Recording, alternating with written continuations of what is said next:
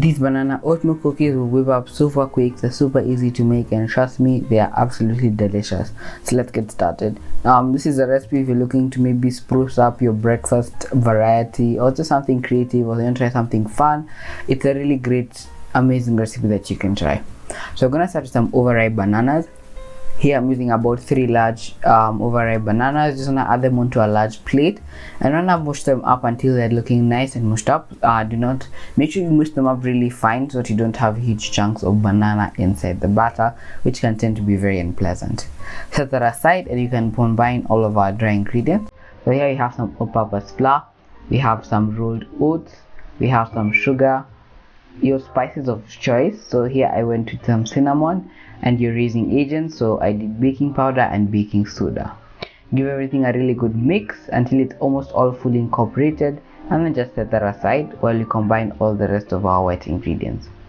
So for our wet ingredients, we want to make some buttermilk with some milk and a little bit of vinegar. Give that a mix, and then add in your vegetable oil, your eggs,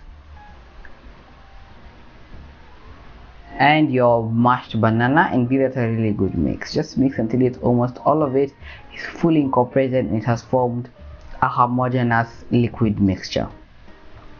Now once it's nice and mixed up, just gonna set that aside, and you can combine our wet and dry ingredients. So add in your wet ingredients into your dry ingredients, and just gently fold that into your wet until it's almost fully incorporated. Just keep mixing it gently.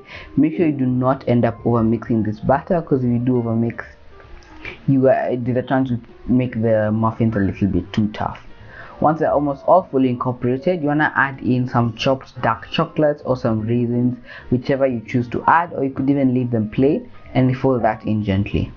Set that aside, and we can now add our cupcake liners into our cupcake cases. This recipe will make you about 12 muffins. So just add 12 liners into your muffin case, and then you want to spoon in your batter. Here I'm using an ice cream scoop. You could also just use 2 spoons. Scoop it in, and then bake at 180 degrees for about 25 to 30 minutes. Once they're done, let them fully cool and enjoy. Thank you guys so much for watching, and I really hope you give this recipe a try, and if you do, make sure you tag me over on Instagram. I'd love to see it. Like, subscribe, comment, and I'd love to see you guys next Monday for yet another amazing recipe.